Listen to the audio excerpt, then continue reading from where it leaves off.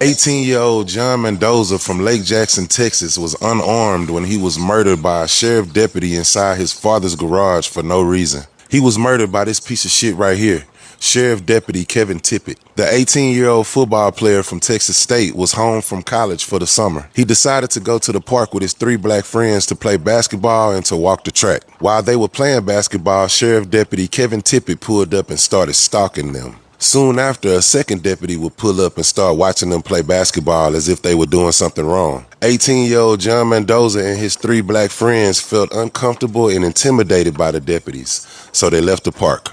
As soon as they left the park, the deputy got behind them and started following them. Once 18-year-old John Mendoza was about a mile away from his father's home, the deputy turned on the lights and tried to pull them over. The sheriff's office still can't give a reason for the traffic stop.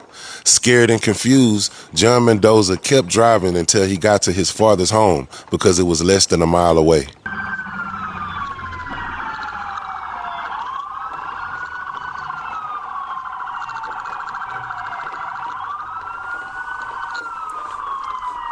It's practically silent for about 8 seconds after the sirens stop. No commands or commotion can be heard.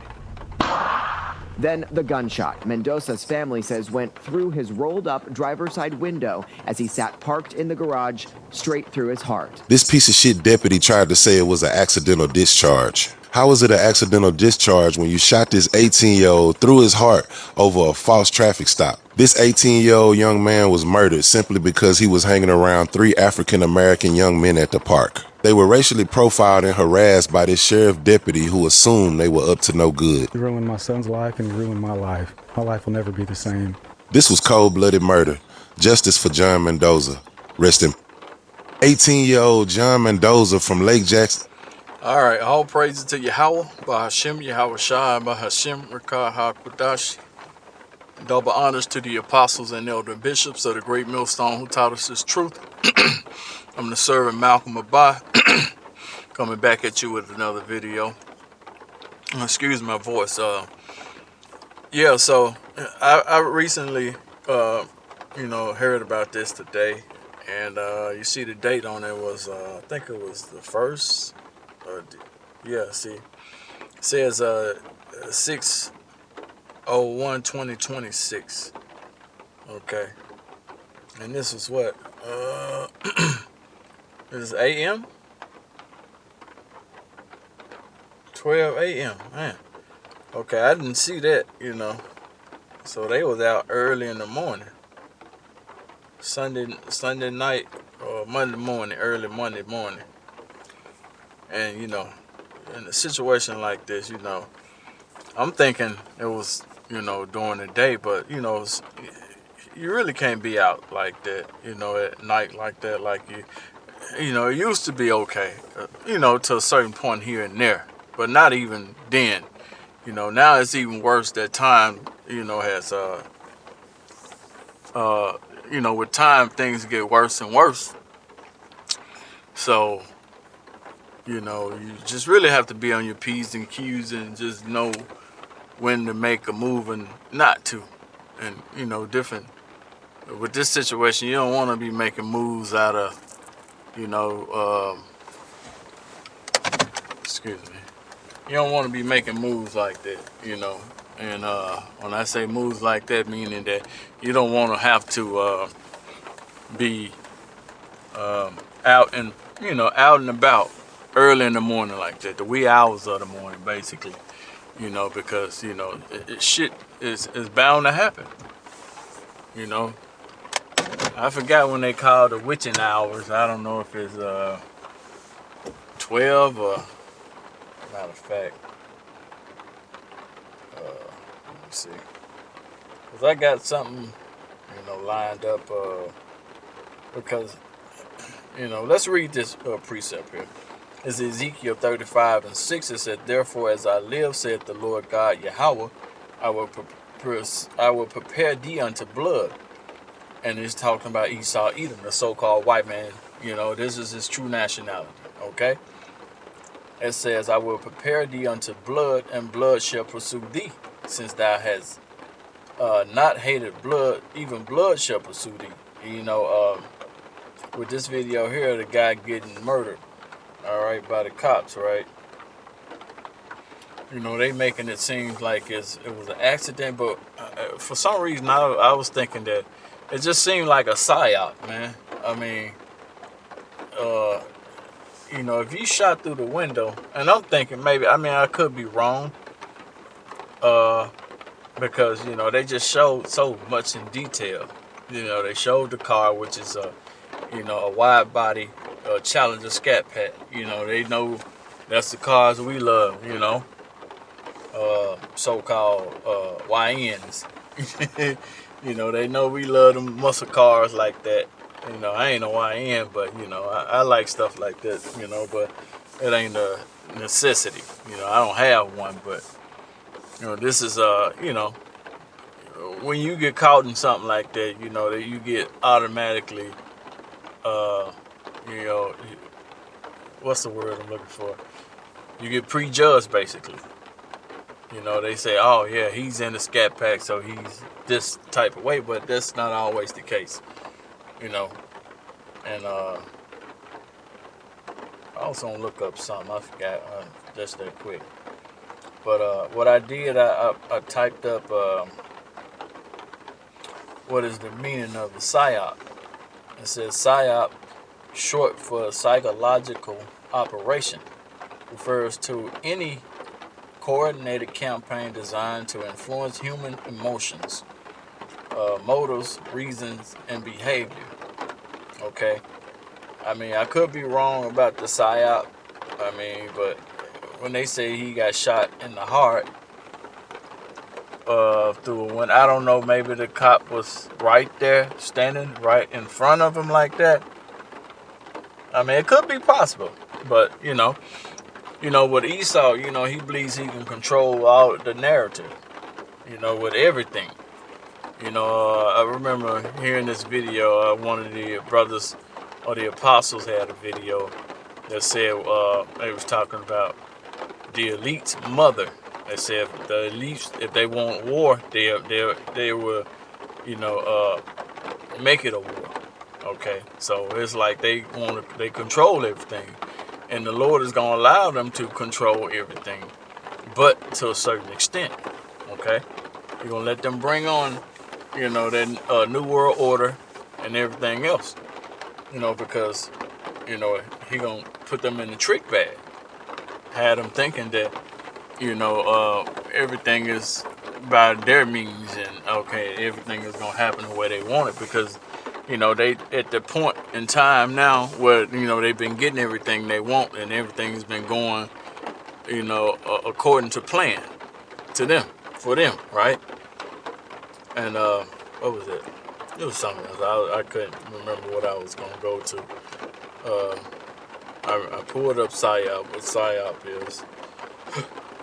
Let's see. Okay, yeah. So, in fact, let's see what we got there. What is it? Anything else? Okay. Okay, yeah. What's it? I was looking for. I think Psalms.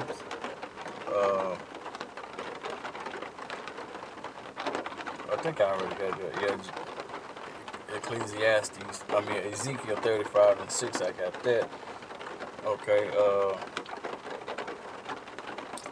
Mischief.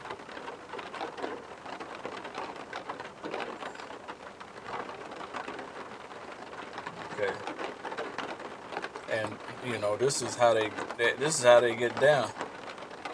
You know. Yeah. Here we go.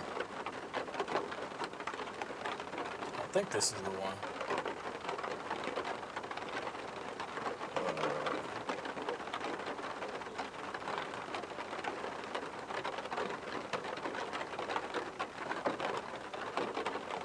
This is a good one too. Psalm 7 and 16 that says, "His mischief shall return upon his own head, and his violence dealing shall come up down upon his own plate," meaning his pet, his own head, right? The one I'm looking for, yeah, is Psalms 36:4.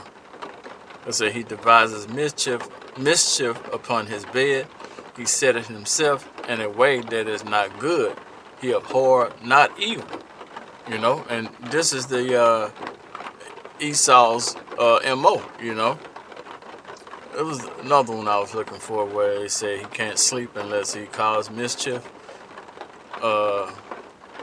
This is Psalms 52:1. It says, to the chief musician, mischief.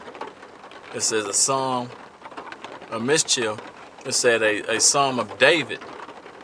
When Doegi, the Edomite, came and told Saul and said unto him, David is come to thy house, and Ashmael, why boastest thyself in mischief, O mighty man? The goodness of the Most High, and do it continuously. That's not the one I'm looking for, I'm sorry.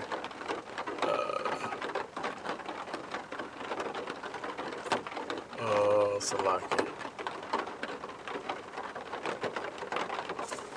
Let's just type it in again.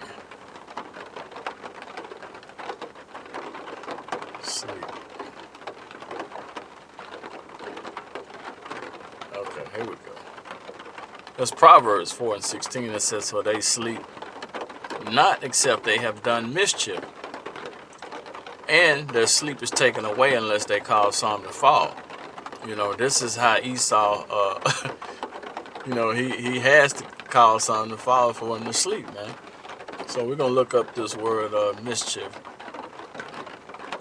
Okay. It's an outline biblical use. It says to be bad, be evil. Okay. To be displeasing. Okay. To be wicked, be evil. Okay. And the Lord said he's the wicked of the earth. Okay.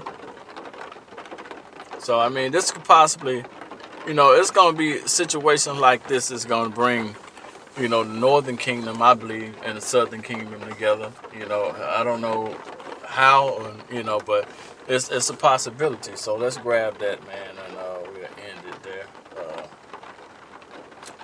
Where is it? I'm sure.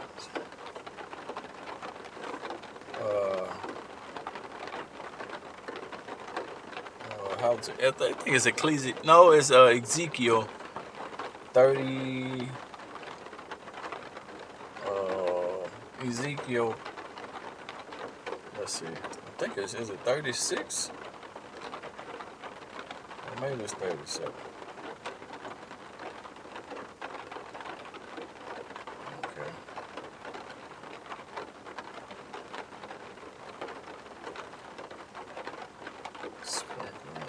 Let's see. It might not be 36. Maybe. Let's try 37. Valley of Dry Bones. The vision of the Valley of Dry Bones. Yeah. I think this is it.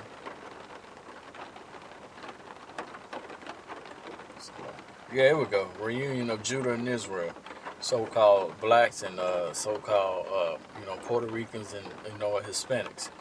Okay, it says, the word of the Lord Yahweh came unto me again, saying, moreover, thou son of man, take thee one stick and write upon it for Judah, which is so-called Negro of the Southern Kingdom.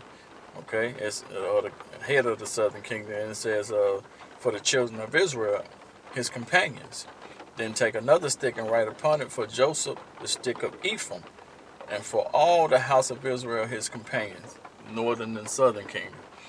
Okay, it says, and join them one to another, and one into another into one stick, and they shall become one in thy hand. You know, this is going into, you know, the signs that we have out on the highways and byways, prophet sign. You know, the 12 tribes sign. Ezekiel 37:18, it says, and when the children of thy people shall speak unto thee, saying, wilt thou not show us that thou meanest by this? Talking about the sign. Okay, it says, say unto them, thus said the Lord God Yahweh, behold, I will take the stick of Joseph, which is the, representing the northern kingdom, and which is in the hand of Ephraim, and the tribes of Israel, his fellows, and will put them with him And with the stick of Judah I will make them one stick, and they shall be no more. They shall be one in my hands. Forgive me. It says, and the stick whereon thou writest shall be in thy hand before their eyes, and say unto them, thus saith the Lord God Yahweh, behold, I will take the children of Israel from among the heathen, whether they be gone, and I will gather them on every side, and bring them unto their own land. And it says, I will make them one nation in the land upon the mountains of Israel, and one king shall be king to them all, King David. Okay, it says, and they shall be no more two nations, neither shall they be divided into two kingdoms anymore at all. Okay, so ultimately that's what the Lord is going to do. He's going to put the northern and southern kingdom back together before the great and dreadful day of judgment, man. Okay, but ultimately it's gonna come when the kingdom is set up. Okay, so I just wanted to blow the trumpet on this particular video here. Okay, so with that being said, I'm gonna end it and give all praise and honor to Yahweh Shem Al Shah. Till the next time, Shalom.